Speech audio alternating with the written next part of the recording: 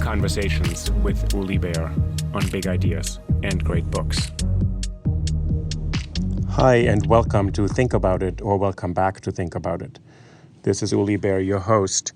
And first of all, I want to say that I'm with everyone who's out there in the coronavirus crisis, which is hopefully everyone who's self-isolating and taking care of themselves. My heart especially goes out to those who have to work in this time of crisis or who've been affected already, to those who've already lost somebody to this pandemic or who have somebody who's sick right now. I'm sending you support, and I'm recording this podcast to perhaps provide some kind of guidance, as meek as that can be in this kind of crisis, of how to make sense of what is happening. Today's episode is on Albert Camus' 1947 novel, The Plague, which most of you have probably heard about from just about every pundit in the world, from Argentina to Japan, from New Zealand to Israel, and from Paris to New York. It's the book that many people refer to, and it's a fictional account of an epidemic that strikes a town in Algeria where Camus was born as the son of a cleaning lady who went to regular schools but then made it into the upper echelons of Parisian and world society when he won the Nobel Prize for Literature, ultimately. I spoke about Albert Camus' novel, The Plague, to Caroline Weber, a professor at Barnard College of French Literature and Civilization, who's also an expert on Proust and has been on this podcast before to talk about Proust. Caroline and I were really interested, why would someone read the story of a pandemic or epidemic in a time of crisis? And what can literature do to let us understand the ways in which we can make sense of what it means to live through a historical catastrophe?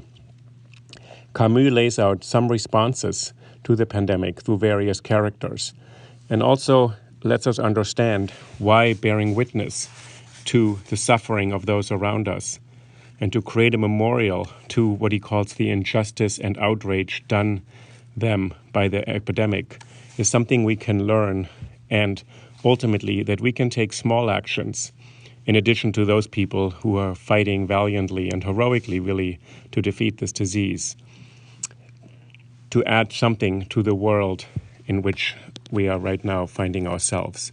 Thank you for listening to this episode on Albert Camus' novel, The Plague.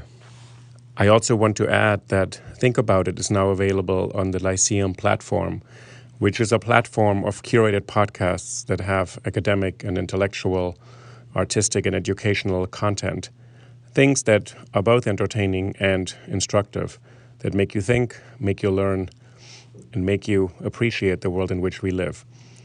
It's free. I don't get paid for it, but it allows other people to find the podcast. It's Lyceum, and you should look it up.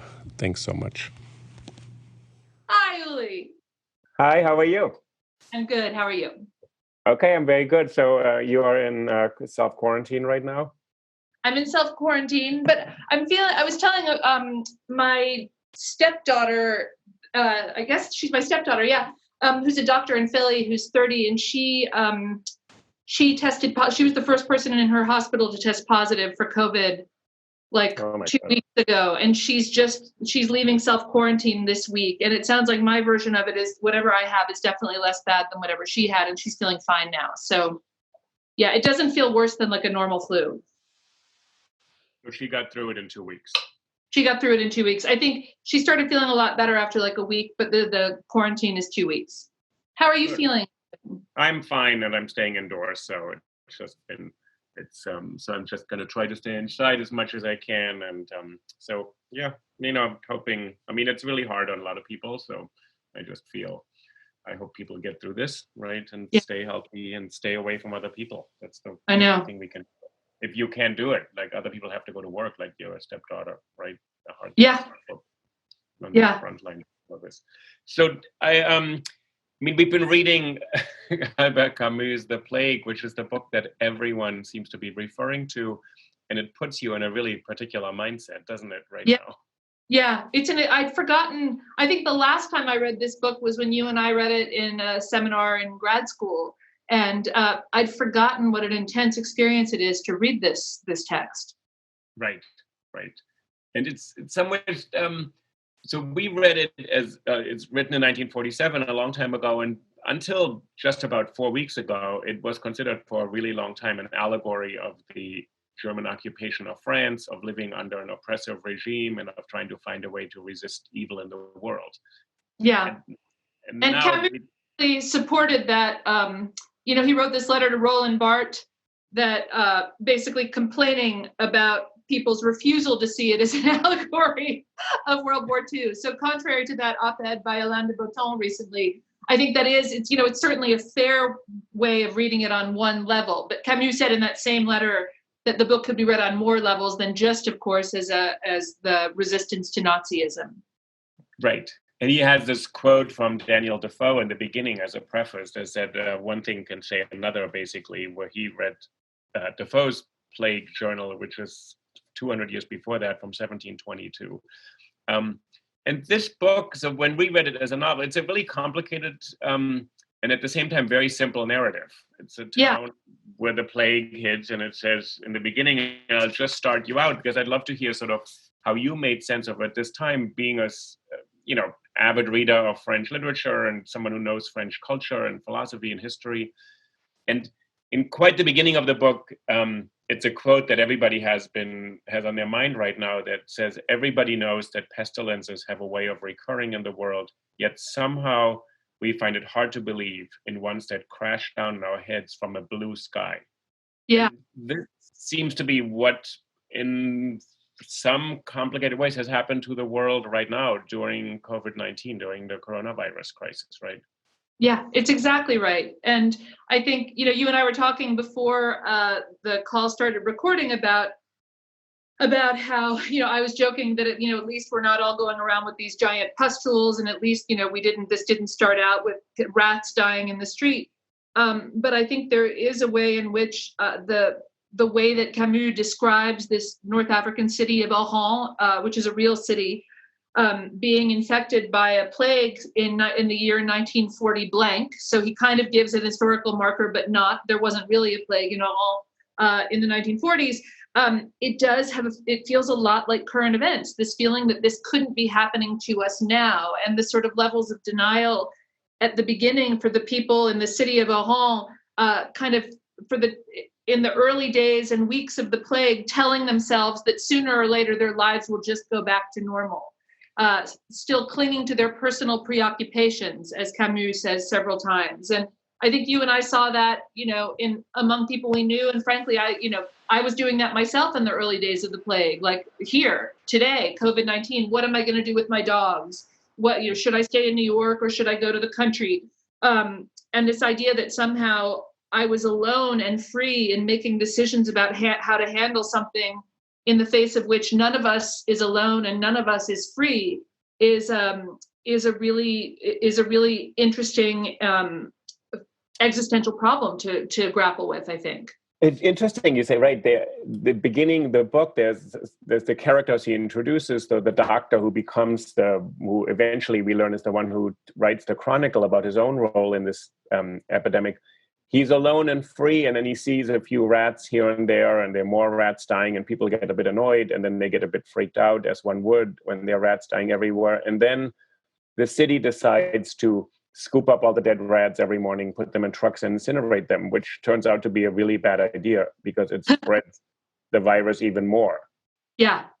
And this mixture of being free, making decisions under conditions that at this point for all of us and for the people in this book are genuinely free condition before the plague has really reached the town entirely. There's a few deaths occasionally, someone is affected, but we're not affected. So this, yeah.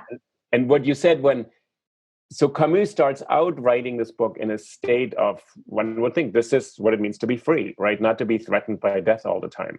Yeah.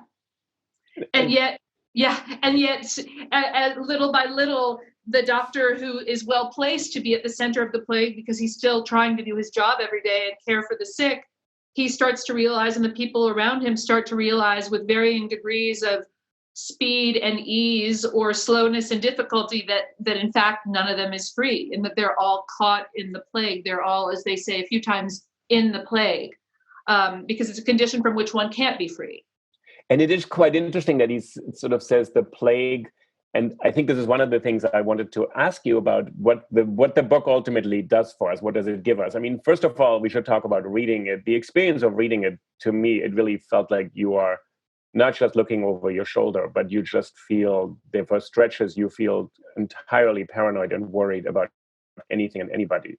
And there's this kind of sense of oppression in a narrative that nonetheless proceeds pretty well. There are the rats, and there's some people who die. The doctor goes to the hospital. He argues with the authorities. They're trying to decide what to do, which is exactly what happened in the last 10 weeks in any country in the world. Yeah. Of a few cases. And then the experience of reading it at the same time, I felt it allowed me to actually take stock of my own responses in a different setting.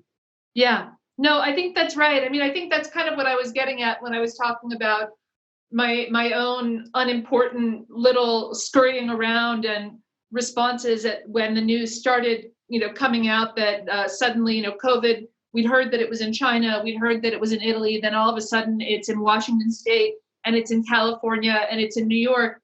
And the kind of, it was very, very interesting to read a master like Camus. I mean, he's such a beautiful writer, although I'd like to talk about, beauty and writing later on too, and the problem of, how do you write, or how do you, if you even try to create art in the face of disaster. But he's such a beautiful writer that, I felt like watching all of these characters scramble to make their own petty decisions. Should I try to sneak out of town? One character is trying to decide, even when the town has officially been shut down and quarantined. Well, there's a woman I love in Paris. Shouldn't I try to sneak out?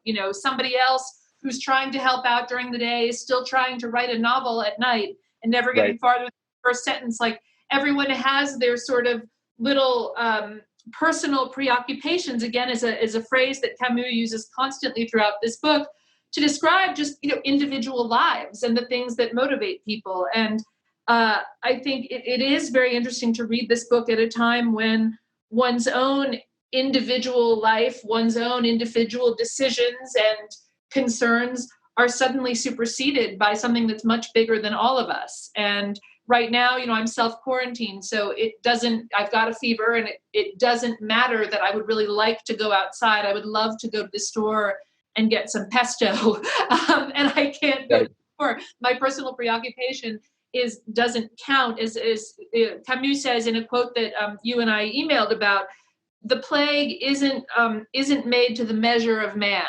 It's something that's bigger than us. And so all of a sudden what we care about is very petty and small, and in fact can't register on the scale of the scourge, as he also frequently calls it. And what's interesting, what you're saying, sort of everybody is concerned with their own affairs and keeps on also wanting to hang on to a daily routine. In this quote you just referred to, the sentence before, he calls all of us humanists, and he doesn't disparage or demean that. He says, in this respect, our townsfolk were like everybody else, wrapped up in themselves. In other words, they were humanists. They disbelieved in pestilences. They couldn't believe that the world in which they lived could end like that, and that their lives were meaningless. Yeah. So while he says people were sort of preoccupied with their daily routines, he never dismisses it. And the book, I think, is very moving because it has this philosophical ambition to explain what is the human condition. But it also says there's nothing to be sort of arrogantly dismiss people's craving for proximity, for closeness, to be in the movie theaters, go to the cafes, have your daily affairs in order. That is not something Camus ever steps over and says they're bigger ideas. This is a historical catastrophe and we all have to step back. Yeah. So this care for the individual and for individual lives really remains throughout the whole book. No, that's such a subtle and an insightful point, Uli, and I think it is one of the things that makes reading this book, the experience of it. Yes, one does feel sort of paranoid and claustrophobic and trapped in this town with all of these citizens. The narrator, at least in the French version, before we only find out in the very, very last pages of the book that this Dr. Barnard is the narrator, and otherwise we just have this kind of anonymous voice narrating everything in the third person, frequently saying, our citizens felt this, our citizens did that. And I think that one of the beautiful things about this book, as you underline there in that comment, is that the narrator never takes a sort of a position of moral superiority relative to his fellow citizens. Part of being in the plague with everyone is actually paradoxically having a greater compassion for how everyone is suffering, in seeing their small lives get sort of swept away by this big catastrophe. He says, I think somewhere in that same section that you just quoted from, which is very early in the book, in my French edition, it's around page 42, and I think my book begins on page 11 or something. He says, we are all exiled.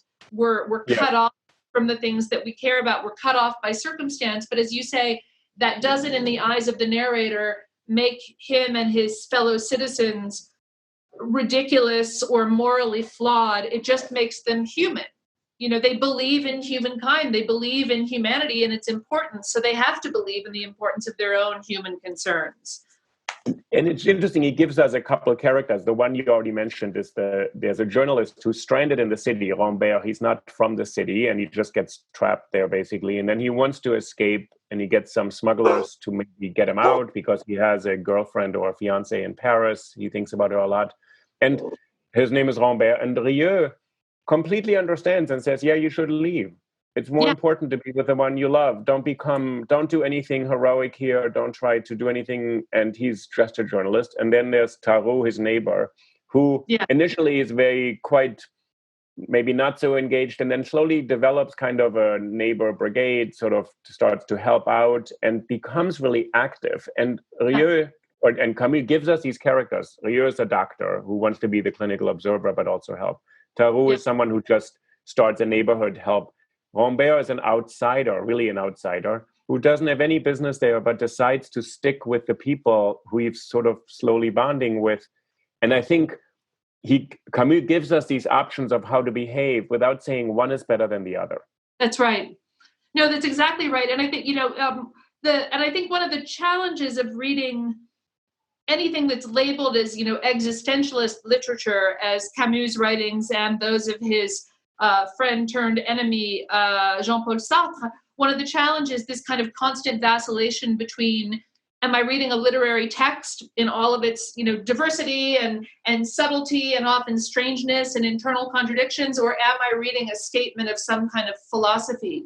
And so there are statements that the narrator makes that sound like kind of philosophical maxims or generalizations, but when the narrator offers these kinds of maxims, they're usually maxims that prevent us from reaching some sort of generalizable conclusion. So one of them is the plague suppresses all value judgments.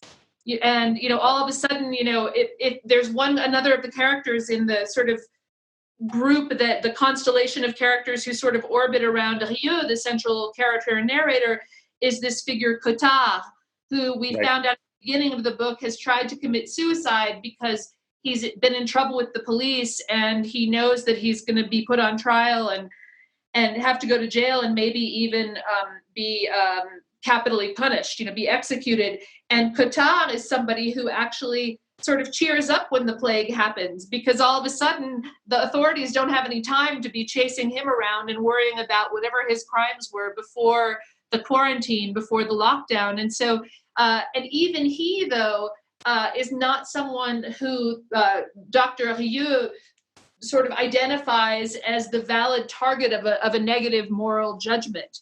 All kinds of moral judgments of somebody's good, somebody's not good, somebody's a hero, somebody's not. All of those are suspended during the plague. And I think Camus does a really good job through his narrator of illustrating that. In that scene that you talked about where Rambert, the journalist, is telling Rieu, the doctor, that he wants to leave town, even though it's now illegal to get out, Rieu, as you say, says, who am I to judge? But he sort of repeatedly says, who knows what's right? What he doesn't say, Rieu, is that he himself has a wife who's trapped outside of the city, who's being treated for tuberculosis in a hospital somewhere else. And that would be the moment when Rieu, if he were interested in sort of establishing moral superiority or passing judgment, would have told Rambert, by the way, I'm staying and I too have a woman I love outside of town. And he declines to do that. So I think Camus creates a character in this sort of dominant perspective on the plague, the doctor who is our eyes and ears throughout the experience of the plague in this city, which lasts for about, 10 months? Right.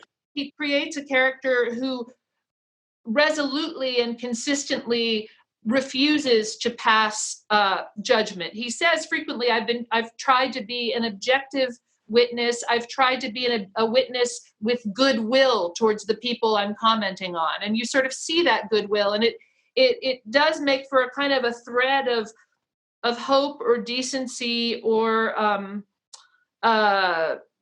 kind of positive value, even in the horror that is this catastrophe, this pestilence. I want to ask you two things. First, Jean-Paul Sartre, as you said, was a friend and colleague of Camus, and so was Simone de Beauvoir and other people, and they broke with Camus pretty severely, which was greatly upsetting to Camus, who won the Nobel Prize and was celebrated, but really cast out by the philosophical elite of France, where he had arrived as, he was very poor, he was from Algiers, and he had not gone to the elite schools.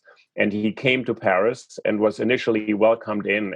And what they objected to, and I want to talk about that for a moment because it's quite interesting. And then the one person who the doctor doesn't really let off so easy is the priest, Panelou. Yeah. He has really a problem with the religious effort. But why I want to look at Sartre and these people dismissing Camus, because they're doing what the book is supposed to do for us today. They actually want Camus to give us an answer, to say this is the extreme difficult condition of humanity. The plague is a metaphor or reality for it. And under these conditions, we have to make decisions and behave in certain ways according to certain stated principles. That's correct. Simone de Beauvoir said to Camus, she criticized the book because she said, you shouldn't have presented the plague as a natural phenomenon because everything is historical and political and everything is constructed, which is a way of saying the COVID-19 crisis is not really just a virus, but it is really political failures. Yeah. It's a political crisis. So de Beauvoir, Sartre, they want to do what everybody has, turn this book into a lesson. The plague gives us this extreme condition, and we can now have some moral guide on what to do. And Camus doesn't do that for them. Yeah. Yeah, no, Oh, sorry, go ahead. No, and it's quite interesting because in some ways he doesn't do it, but at the same time he charts another path. He doesn't give us the Sartre de Beauvoir kind of existentialist ethos of you are condemned to your freedom, so you have to make decisions based on that freedom. But he wants to put, as you said, Rieu, the doctor, into a position he's not judging, but he also is not passive. Right. Yeah, no, and I think that's a good way. That's actually a really good way to talk about, I think, Camus relative to Sartre and Beauvoir. I think one of the things that the existentialists, so the sort of school of, intellectuals and philosophers really embodied by and led by Jean-Paul Sartre, who was about 8 years older than Camus and had gone to those elite schools in Paris that Camus didn't attend as a poor boy from North Africa. They wanted to comment, they wanted to judge, they wanted to establish themselves as the sort of arbiters of right and wrong. And in the wake of the German occupation, Sartre, like Camus, had been involved in the resistance, and many of the people in the existentialist circle had to varying degrees been involved in the resistance against the German occupation. So there was this sort of emergence from the occupation after the Allies won the war in the late 40s and the 1950s, that somehow the existentialists, this group around Sartre, it behooved them to be the moral standard bearers for France and the standard bearers for a certain kind of politics that wouldn't allow something like the Nazi occupation to happen again. I think one of the things where Camus was actually ahead of his time in not following along with the sort of Sartrean and de Beauvoirian party line was that unlike them, he was really troubled beginning in the late 40s and the early 50s by the abuses of Stalinism in the Soviet Union. And to be a good card-carrying leftist, therefore, erstwhile opponent of Nazism and future opponent of totalitarianism, supposedly in all its forms, was in fact to be pro-Soviet Union, pro-communist party, and that was the line that Sartre and Beauvoir really tried to establish. And Camus became very uncomfortable with that, even though he was also early on involved in the French Communist Party, because of the fact that he saw that there were death camps under Stalin as well. There was massive oppression under Stalin as well. And so I think what really made Sartre and Beauvoir uncomfortable, in addition to whatever I think superior literary talent Camus may have had, at least relative to Sartre, was the fact that he was criticizing something that then, for them, it was urgent not to criticize the Soviet Union and not to criticize communism, because those were supposed to be the bulwarks against fascism, against right-wing totalitarianism. And so the fact that this book came out in 1947, and that the break between Camus, the sort of definitive break between him and the existentialists, came in the early 1950s, really is in many ways historically determined by this fight over, are we pro-Marxist or are we anti-Marxist? Right. And Sartre always defended this and said he is silent on the Soviet crimes because there's a greater ideal at stake. And then Camus said, I never fight for an ideal, but I fight against intolerance and against inhumanity, which for Sartre wasn't enough of a recipe. He said, that doesn't give me enough guidance for how to act. And then Camus said, well, life is actually complex and you have to make choices basically more on the ground in the circumstances. Like we said, the narrator of the book actually makes these assessments of the characters around him and says, you are helping, this is Tarot, Rambert wants to leave, okay, and then this is what people have to make their own decisions of how to behave in this kind of crisis, and it's very human. And he doesn't dismiss the townspeople around him. He doesn't even really criticize the prefect, who's very slow in responding, who ultimately has suffered this terrible fate of losing his young boy in this really drawn out, and they're really incredible scenes of and what you wanted to talk about. Yeah. What does literature do actually with this kind of suffering that for Camus very clearly is utterly senseless? And I think there we see the only real difference to a character is Panlu, the priest, who wants to give some kind of larger meaning and says we have to acknowledge suffering in the world, because if we don't, we have some doubts about the all-encompassing totality of God. So even the suffering of a child is something we have to accept. And Rieu does not agree with that at all. Yeah.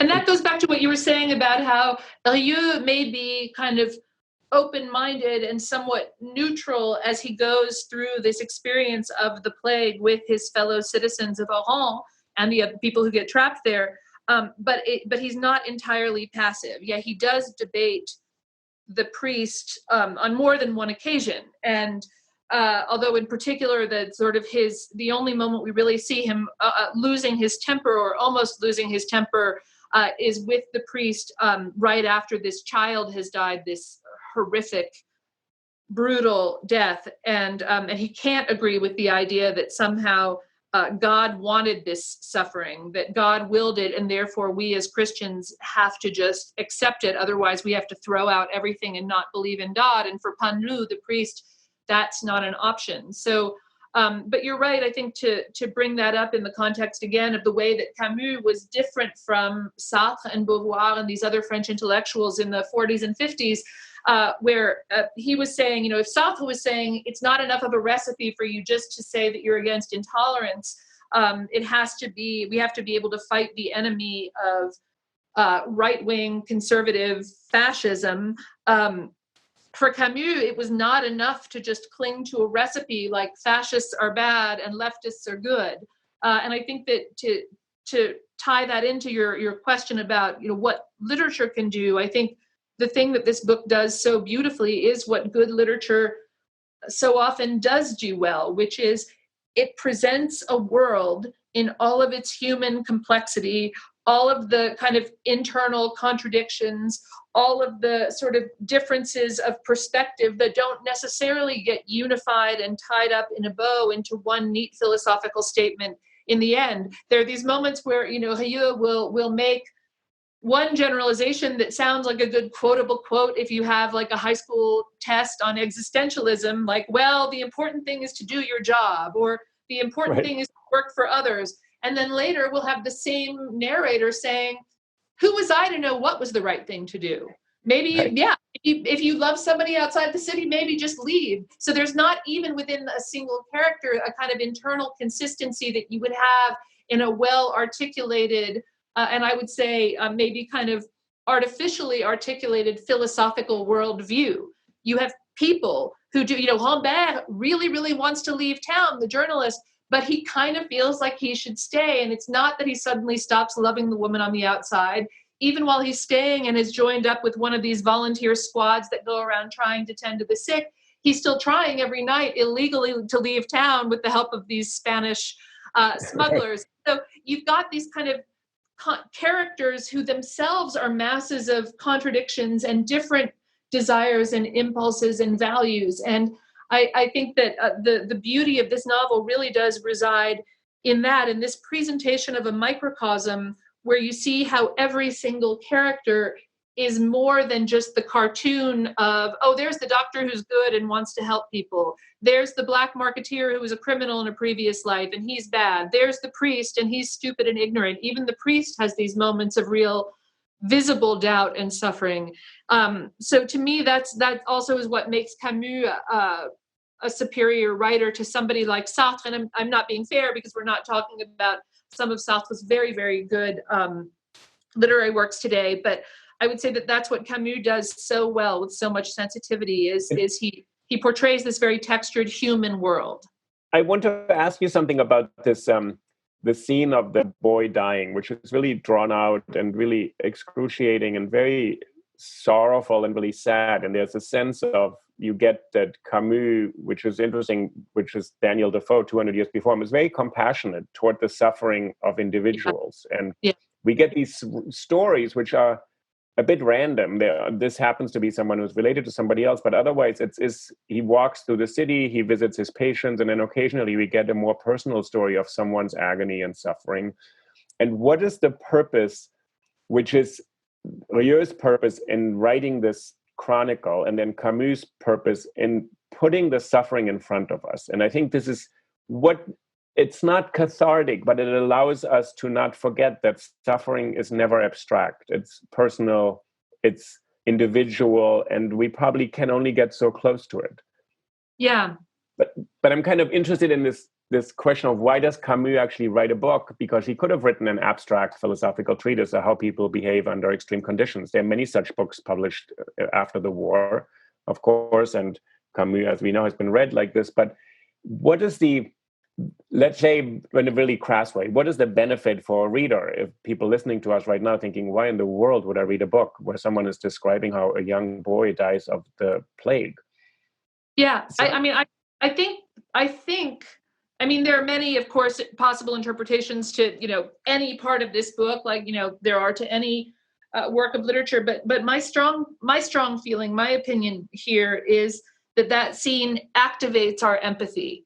It activates our human response. And again, this goes back to what you were saying about how in this early passage that sounds like kind of a philosophical statement about this is what mankind is like with respect to the plague, when a disaster that's bigger than man befalls him, her, them, people just respond with incredulousness. They can't believe that something like this is happening to them. The plague is not made to the measure of our individual concerns. And so you get this kind of abstract statement about how our individual concerns don't register on the scale of a massive collective disaster. But then you also get 200 pages later, this incredibly compelling, gruesomely detailed, but cinematic almost scene of this little boy dying, where you're pulled into the individual concern of all of the people who are standing around this little boy helplessly trying to care for him while he's dying. And so you see what we have already kind of been told by the narrator on more than one occasion, which is the plague suspends value judgments. There's nothing necessarily wrong with caring for someone else. There's nothing necessarily wrong with having feelings, having an individual response to a tragedy. And I think that scene really does, it activates our feelings of sorrow and pity and horror on behalf of this child. And to me, that's a very valuable thing that literature can do at its best. That scene really reminded me so much, although it has a different kind of overlay, of the scene in Marcel Proust's In Search of Lost Time, where arguably one of my friends likes to say that basically all of the characters in Marcel Proust's In Search of Lost Time are terrible people. And Proust kind of enjoys portraying people who are really selfish, really petty, really dishonest. They lie to each other all the time. They're needlessly cruel to each other at every given opportunity. And there are only two people in this novel of 4,000 pages and several hundred characters who are actually kind of nice people. And those are the narrator's mother and the narrator's grandmother. And the narrator's grandmother is the one who dies in a very long, drawn out, gruesome death scene that to me really echoes so closely. I didn't have time to go back and try to look at it and compare it to the scene of this little boy, Philippe, dying in the plague. But to me, there was kind of it has a similar quality of, I'm going to now show you what it's like to see somebody dying. I'm going to put you in the room and I'm going to have you, the reader, see what that's like, see what it looks like, see what it sounds like. The boy utters this inhuman cry, Camus says, that sounds like it was the scream of all man's screams in history. When the little boy starts screaming, the other patients in the ward who've largely been quiet until then, one of them starts kind of screaming in time with the little boy. It's this very, very vivid portrayal of a death. And I think that it's meant to carry a really big emotional charge. And that, conveying that emotional charge is something that a philosophical tract or a newspaper report, because Camus was also a great journalist throughout the Résistance, and he continued his journalistic activities after World War II was over. Literature sort of calls forth those emotions and puts us in that place of pathos and compassion in a way that those other forms of communication don't do. Yeah, and this is, I think, where the book, when it's being read today, where history and where medical science and politics and economics and administrative decisions, none of them are going to really address this other issue that Camus wants to center on. That he said the plague is a crisis for us to make meaning of our lives. It's not just a medical crisis, we're going to get sick, but actually, and he used it as a metaphor for history itself, but say in a crisis, we are losing the way in which we make sense of our relation to our own time. And I think in the scene with the boy, he leaves the reader kind of saying, here are the five men sort of standing around having different responses. What is your response to suffering? And the book, there's a moment when the plague begins, when there's a lockdown, and then the second and third part, it's people are starting to just focus on their day-to-day routines, and they're losing kind of this idea that there's going to be a future without the plague, and they only hold on to these memories, but they're missing something about life. And he says there's a moment when he says they drifted through life rather than lived, the prey of aimless days and sterile memories, like wandering shadows, because it's so overwhelming. And I think in a strange way, the boy scene yanks them out of that and says there has to be other things. And the other thing is Camus creates this fiction for us, and Rieu creates this chronicle, this testimony, to say life cannot just be the present. So in a way, when he comes out of the existentialist climate and sort of his whole philosophy, the absurdist and all these ideas that there's something so present-oriented, and then Camus says, well, but we live with hope, and we live with memories. We live sort of in between knowledge, hope, and memories. And I think this is really where the book ends up more. So the book doesn't give you a way to behave in the present, but to say the present is what we live in and what we have to pay attention to. But to only pay attention to it is also a risk, because it becomes this like a decisionist idea. We only respond to the contingencies of the day rather than having illusions or hopes, etc. Yeah. No, I think that's really, it's, as always, you're such a brilliant reader, and let me tell you, I'm just I'm just trying to figure out why we actually take fiction to remind us of this, which is also what I'm saying is not so insightful. It's just basically that's what human existence is, but it takes something like the plague in Camus to remind us of that. And I think that's why people are turning to the book today, right? Yeah, no, I think that's right. And again, I think that there is something about and this gets back to what I was saying about the book just as a literary work earlier in our conversation, that literature does have a special ability and, maybe a special obligation to create a variegated and textured and nuanced human world. And so suffering of an individual child, if it's rendered in, all of its, multi-sensory horror and sadness and pointlessness, that will move us on a level that the abstractions of philosophical discourse just won't move us. In that, the quote that you were talking about before that I love so much, about floating in between, people floating in between, sort of living in the present, but floating between their memories on the one hand and their now kind of suspended hopes for the future on the other. And by let me give you this quote right here, because it's quite moving, actually. They said, at such moments, the collapse of their courage, willpower, and endurance was so abrupt that they felt they could never drag themselves out of the pit of despondency into which they had fallen. Therefore, they forced themselves never to think about the problematic day of escape, to cease looking to the future, and always to keep, so to speak, their eyes fixed on the ground at their feet. Thus, in a middle course between these heights and depth, they drifted through life rather than lived, the prey of aimless days and sterile memories, like wandering shadows that could have acquired substance only by consenting to root themselves in the solid earth of their distress.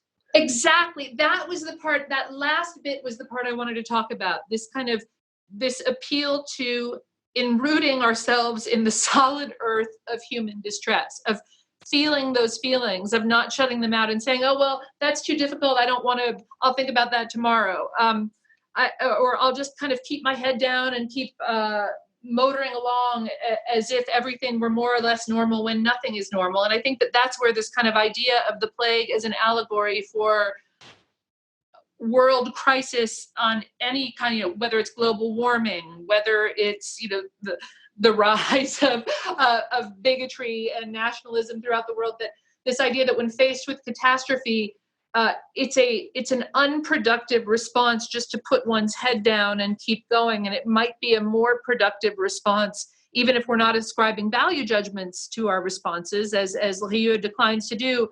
It's a more productive response maybe to take a full measure of the kind of human suffering that's at stake in these catastrophes. And that's what Camus is kind of urging us, I think, to do in writing this book and in having all of these characters, some of whom die of the plague, some of whom don't, some of whom kind of get what they want, some of whom don't, one of whom goes crazy, presenting all these different faces of what it's like to be living in the plague, living in the face of a catastrophe, a crisis.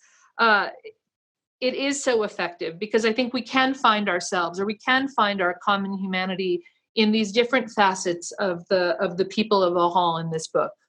And what's interesting, I think what he may be suggesting is that we shouldn't just think about how difficult things are, how awful things are, but actually to focus on the very variegated responses of other people is sort of where the book will ultimately end up. If there's any lesson, he says, this is that human beings are so different and complicated. And there's a certain kind of surprise in that. Actually, the book also, which I think is quite nice, it keeps, while it's this terrifying ordeal to go through the plague, there's new things happening. And at the same time, nothing will ever change because the city's under lockdown, everybody's in the same condition, everybody's just terrified. But the narrator keeps on discovering new things, which means humanity keeps on presenting new things to us, even if the plague has this mindless, this kind of stubborn way of just killing people. There's nothing new in it, actually. Just the virus plays itself out every single time the same way. But the suffering is distinct every single time.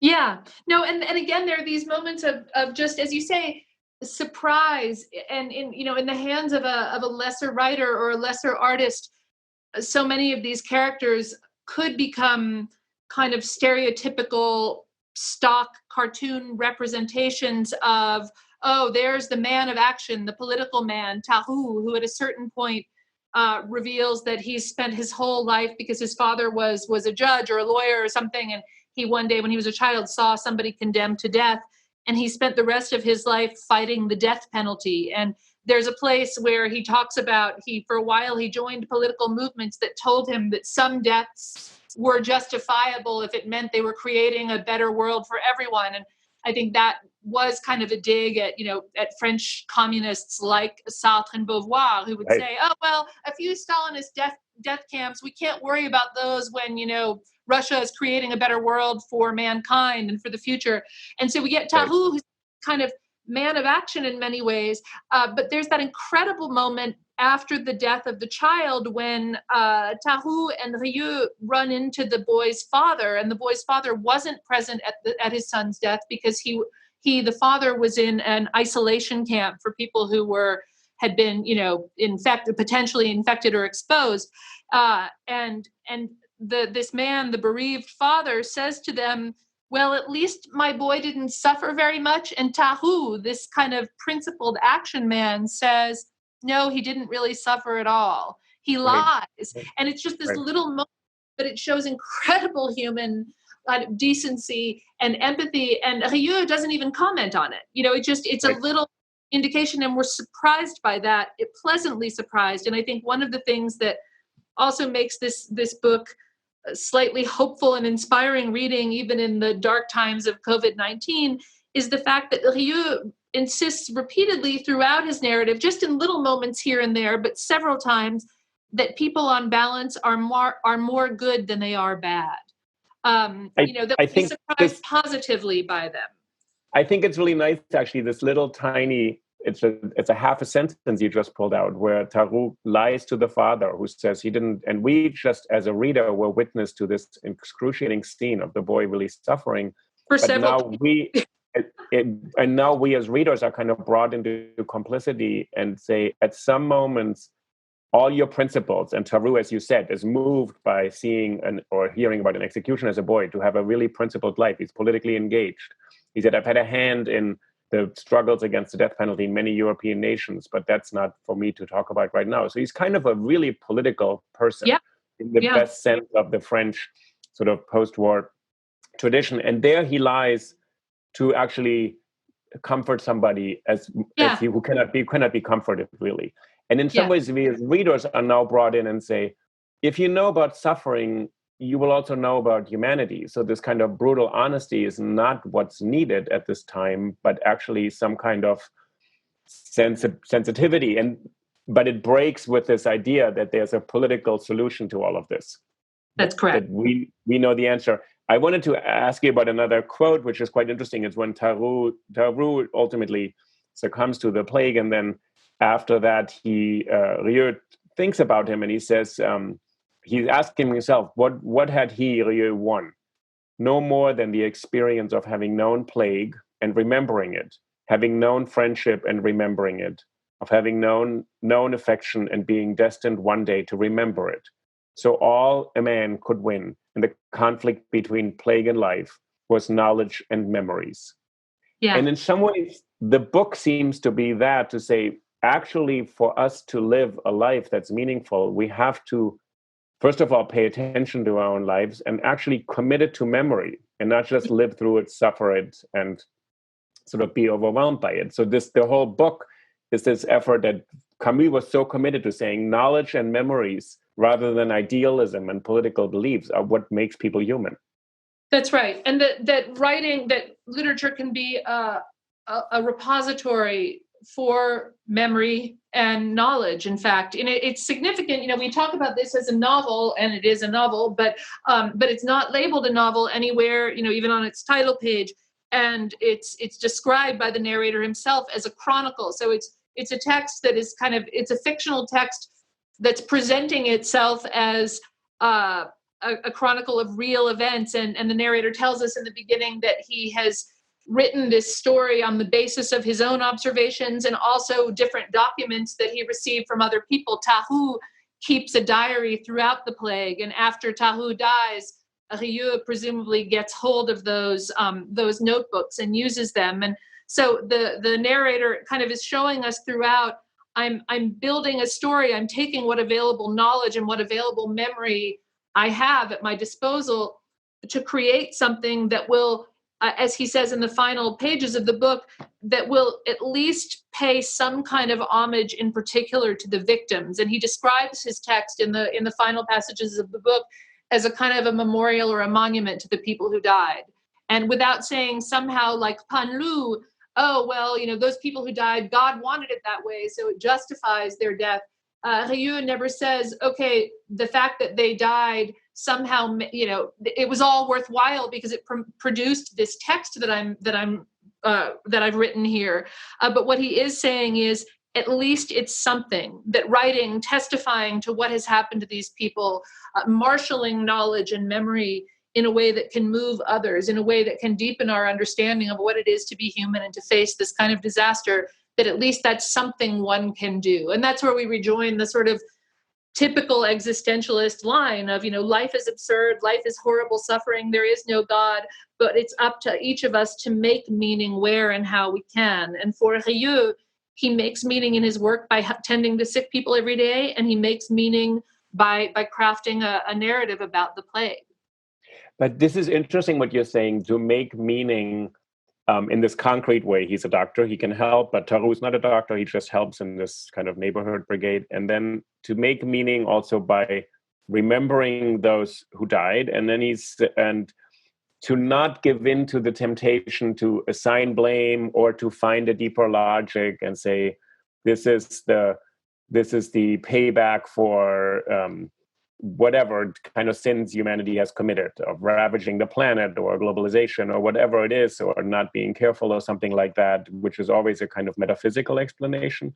So creating meaning in the plague for Rieu means two things: to be committed to other people and to acknowledge other people's suffering, and not to look away. And in some ways, again, we're back to where Camus and Sartre really part ways in this really unpleasant way. They have a huge falling out. It's very upsetting and probably traumatic for Camus, where Sartre says, no, politics ultimately will take precedent. And I'm obviously summarizing and kind of making a caricature of Sartre. And Camus says, no, actually, politics are not what we should focus on always, although he was very politically engaged during the war, more so than Sartre and Beauvoir. Yeah. But he says, ultimately, we have to acknowledge that humans matter more than history. Yeah. And this is kind of where this book ends up saying, in a time of pestilence, he says that there are more things to admire in men than to despise. It doesn't mean it's a rosy view of humanity, people behave terribly, but he says if we lose sight of that by looking for a larger meaning, we actually have given in to what this thing can produce in us. Yeah. Yeah, no, that's right. I think, a lot of readers of Camus, and maybe some people listening to your podcast, know Camus as the author of The Stranger, this, novel of a very isolated man in revolt against society. And in the letter to the literary critic Roland Barthes that I mentioned earlier, where Camus did insist that people acknowledged the sort of the to him in 1947 obvious parallel between this locked down city and occupied France, he also said, this book for me marks a turn or a shift from the individual in revolt to a meditation on the need for collective action. The idea that, we are part of something bigger than ourselves. And Rieu, by dint of being a doctor, again, is such a sort of astutely chosen figure for a narrator, because he is engaged in the plague in the most active way anyone could be in that scenario. But it's also Rieu as this narrator, as a chronicler, as somebody who's noticing or who's culling from documents where other people have noticed the specificity of different human behavior and different human tragedies and moments of quiet heroism. And it's in doing that he sort of attaches to a larger community. The narrator repeatedly uses the pronoun us, we citizens of Oran, the plague, all of us were in it. And so I think that the shift for people who only know Camus, the author of The Stranger, the shift from that novel to this one is a very, very striking one. Right. And to my mind, it represents real sort of artistic as well as ethical evolution on the part of Camus as a writer, that he's moved from just presenting one man who sees that everything is absurd and society expects him to be hypocritical and false and accept all of these kind of false gods as if they were real, or at least pretend to suddenly showing a kind of a city where everyone is in something together. And the main character, the lens through which we see the whole unfolding series of horrors, is somebody who feels and repeatedly says that he is profoundly connected to everyone else. He says, I'm no different from anybody else in the plague. This was all of our plague. This was all of our disaster. And there's a moment when he's taking somebody, a patient or something, and I think a woman is sort of imploring him, say, don't take my husband or a relative out of the house to the hospital, because he knows he's just going to die there. He's not going to come back. And then I think she says something like, don't you have a heart? Have you no heart? And he says, of course he had a heart. His heart was actually to help people and to remember their stories. And those two things together. So it's not a sentimentalizing of suffering and saying, oh, people are different and we have to acknowledge all of them, but say there's a purpose to that. Yeah. And he even acknowledges her in a way. She says, do you have a heart? He says, I have a heart. My heart is actually that I'm here doing this to the best of my ability. But The Stranger is this text that a lot of people read in high school. And it was a kind of sort of fable for adolescent angst of catching the rye. Yeah. Yes, exactly. I'm on my own. Society is hypocritical. To obey the rules is probably a moral failure, and I'm just going to chart my own path here and do my own thing. And even in spite of committing a crime and facing the death penalty, I will not bow to sort of the expectations of society. So this book says society doesn't have expectations really, because society itself is kind of denying this existential threat. That once the plague is here, this is why the metaphor works for him so well, I think, that all of society is gripped by it. Yeah. In The Stranger, there's sort of society against the individual. Here Rieu is never, as you said, he always says us, he's never apart from anybody. He says, I'm as much in it as everybody else is in it. Yeah. Yeah. No, and so there is this feeling, I think, of connectedness, which I think, again, is also part of what produces this sort of some of the terror and the anxiety with which we read this book. He does such an effective job of plunging us into this world in lockdown. And for me, at least, the kind of the identification with and the sort of transporting of myself as a reader into this fictional world, it happens a lot more powerfully for me in this book than it ever could or did when I was rereading or rereading The Stranger. Right. Could you say something? I'm kind of interested in terms of reading in general, the experience. So once you finish the book, I mean, the plague ultimately leaves the town of Oran, and then it gets reopened, and people can move about again. And there's these very interesting and moving scenes of what people do right away. And I actually felt, reading it, I was really glad to reach that point, because I did want to see there's a future. I did want to see the point where all this is going to be lifted, right? So, yeah. But as you say, it's even there, as much kind of cause for provisional hope or kind of some sort of uplifting feeling of humanity that one can get in reading this story, because there is this moment afterward when people finally, the plague is gone and everyone can, and most importantly, I think he says, can reconnect with the people they loved, that they were separated from during the plague. And in our current era of social distancing, I think that really resonates. This idea that, this disease, this catastrophe separates people even from the people they would like to be around, they want to be around. And so on the one hand, you do have this kind of uplifting moment at the end, and we get a few, I would say, 10 to 20 pages about the sort of joy and relief in the town that celebrates once it's finally clear that the plague has subsided, and that the serum or the vaccine they've developed for it is actually working in most of the cases that are now petering out. But one thing that Camus says twice, I think, again, because this is somebody who lived through the German occupation, who saw the absolute unimaginable horrors of World War II. This isn't somebody who's going to present a totally rosy view of the human condition. And he says in two different places towards the end that this is joy that people are feeling, and they would feel it for at least a little while. He doesn't promise that now people are permanently transformed by their experience of suffering. And to me, that reminded me so much of living in New York City, as you and I both did, and you've written and thought a lot about this, about the sort of effect of 9/11 on New York City.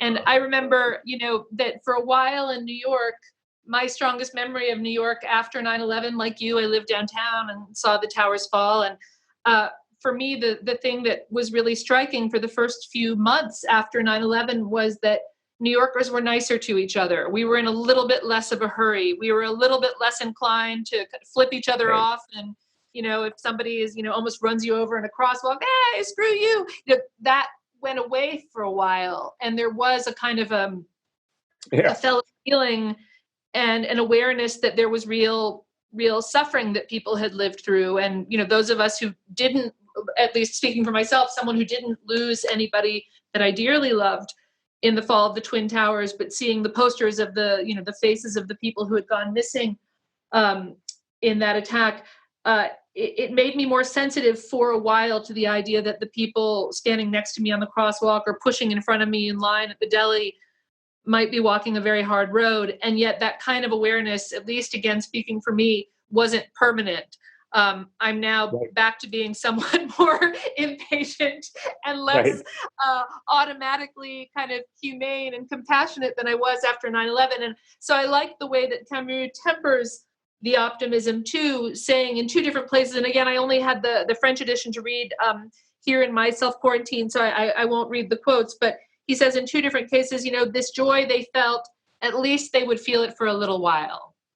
It's interesting. I think you're right. At the end of the book, you feel, okay, this lasts for a moment, and then people kind of go back. And actually, it's funny. Cotard is the one who says, really, could it be like this, that the plague was going to leave no traces in people's hearts? And he's the one who is the criminal, who is tried to commit suicide. He's the one who actually questions this. The other part, I actually thought as well that what the book gave me a little bit of saying, there's maybe a moment in the crisis already to respond a bit more thoughtfully, because Rieu commits to every night after his double shift and being in the hospital, he goes and writes this chronicle. I'm not going to write a chronicle, but he actually sort of takes the time to take stock of who he has just seen. And he sees very sick people dying all the time. So in some ways, I think part of what the book can do is, the book is not the book to read and say, oh, how can I make sense of this crisis? But rather, this book immerses you in another crisis and allows you to see one way to respond is actually to commit to it right now, and not to think, oh, I'm going to find a way to be sort of to manage it. You're in the middle of a historical pandemic. It's different from 9/11 because it's happening all over the world, and it's unfolding. 9/11 was terrible and traumatic in New York City, but it happened and it was over in 2 hours, except for the people who lost people, of course, and many people who were first responders who are still sick, etc. But what the book, the plague does, I feel, it gives you a sense, oh, actually, maybe this is the moment to actually start already responding and to be a bit more sensitive. There are already many people who've lost someone, so maybe it isn't the moment to just go off on what's wrong with the Senate, or what's wrong with this, or what's wrong with that politician, or what's wrong with this funding, or what's wrong with, I can't get that. But there are other people who are already so far in it that this is what Rieu seems to balance out. He says, I want to do something, I want to help people, at the same time, I already want to acknowledge where they are. Yeah, no, I think that's right. And again, I think it goes back to what we were saying before about, what can literature do? And I think that Camus, even in his statement about how, he moved from the stranger to the plague, from a kind of a model of individual revolt to a meditation on collective suffering, collective involvement, the idea that we're part of a community, even when we're socially distanced. I'm acutely aware of the fact that I'm self-quarantining because I have no business being out in the world and infecting other people. So I think that, at its best, one tiny shred of a silver lining to something like COVID-19, as for the plague in Camus' novel, is what stock can we take now while we're in it that make us, if not make us slightly better people, at least pay attention to or cultivate the best parts of ourselves. Camus, I found while I was sort of reading around before you and I spoke, I found Camus' Nobel Prize acceptance speech. And there was this part that I really loved that I have in English I wanted to read to you, and you probably already know it, but this gets back again to what sort of he explicitly here states as the job of the writer. We, the writers of the 20th century, will never be alone again. On the contrary, we must know that we cannot escape the common misery, and that our only justification, if there is one, is that we, to the extent that we are capable of doing so, speak for those who cannot. And I think that, by that measure, by his own measure, and I forget, did he win the Nobel Prize in 1950, 51, something like that? I don't know. Maybe even a little later, maybe 57. I don't know. I'll look it up. Okay. Anyway, that's at least the internet is still working. But I mean, I think by that measure, the plague succeeds as a novel. That he succeeds in speaking for all of these people, even though they're fictional, who undergo each in their own distinct, painful, and sometimes somewhat redeeming way a terrible disaster. But it's really nice, Carrie, to end on this, because maybe this is a way what people can take away from this, to say, within your means, and all of us are differently situated, speak for those who don't have the same access for speaking. And speaking can take many different forms. It doesn't mean writing a book. But actually to think about those who have other concerns and other issues, and maybe at this moment sort of dig into yourself and find the Rieu or Tarou or Rambert inside of you who is going to help, although they have no business helping anybody else. They have their own concerns, their own lives, their own loves, and they still say, this is maybe my moment to do something for others. Yeah. It's quite a nice quote, the Nobel Prize. I think that's really moving, actually, to speak for others. But I think he meant not just speak, but actually do something. But act. Yeah. And I think that that's the real significance of having Rieu not be just the writer figure. In fact, one of the funnier figures in the novel, who just makes me laugh every time, and I reread many of the scenes with a sort of glee and delight at the sort of satire. One of the most ridiculous figures in the plague is this poor man who's a civil servant called Joseph Grand, great or big, who's manifestly not great. He's described by the narrator and by Tarou as possibly the most heroic person in Oran at the time, because he's a man of kind of limited capabilities, limited sophistication and world experience, and yet he devotes himself during the day to trying to help the sick however he can. But then at night he goes home, and in his heart of hearts he's a writer, and he's writing this novel where he only ever makes it to the end of the first sentence. And when he's almost dying of the plague toward the end of the book, he hands Rieu his precious manuscript, and you see that it's just 50 pages of iterations of the opening sentence, which is a very kind of, it's a parody of like a late 19th century French society novel. One beautiful day in May, an elegant woman was riding on horseback on her superb chestnut mare in the Bois de Boulogne, which is like the kind of was the fashionable part of Paris to ride your horses in at the end of the 19th century.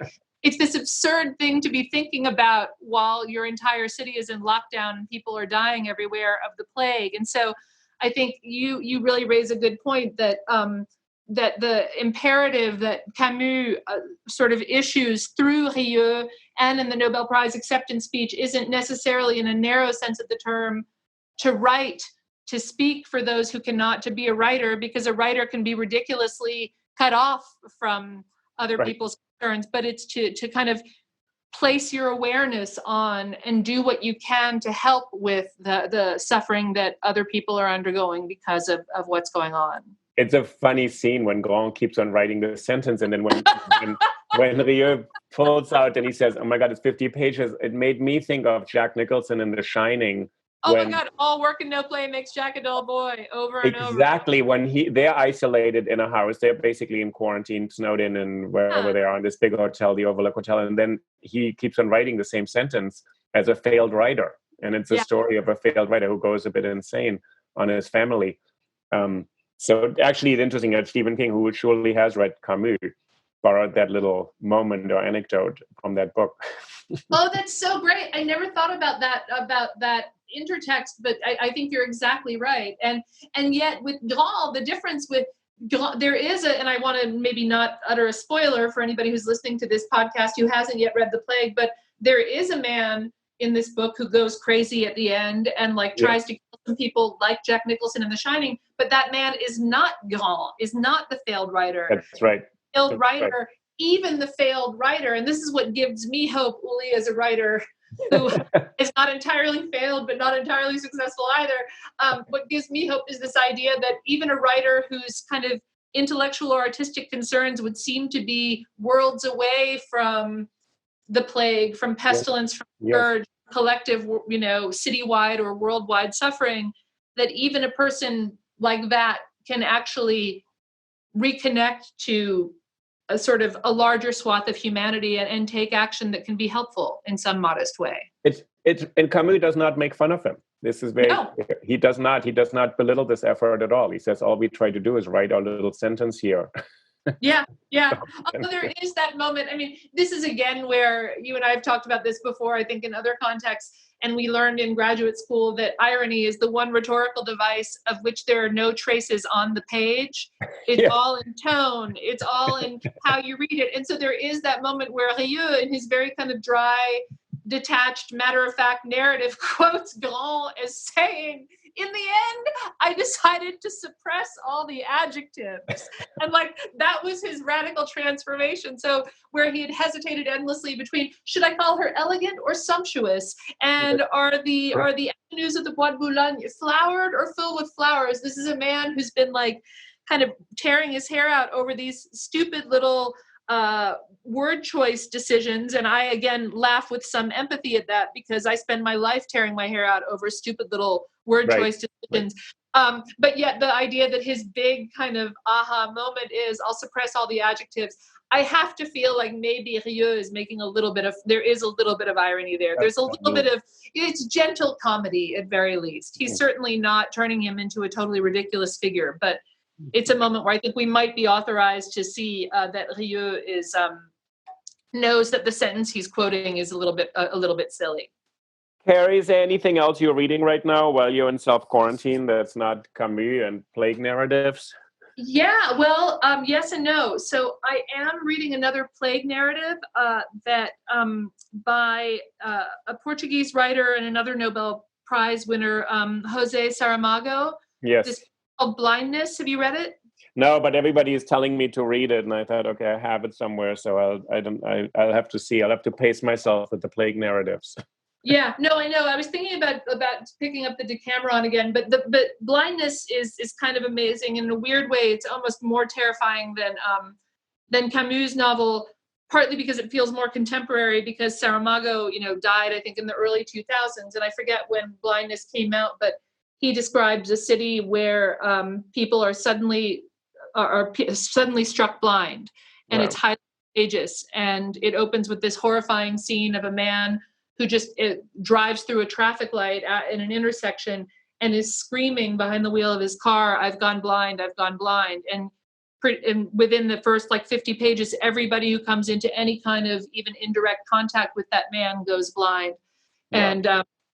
And it's really kind of amazing. I would say it's much more terrifying than The Plague. And since I haven't finished it yet, I don't know how I'll feel about it overall, but it's certainly gripping reading. And then I'm rereading for the first time since college, War and Peace, which I love, and which is great escapist fiction.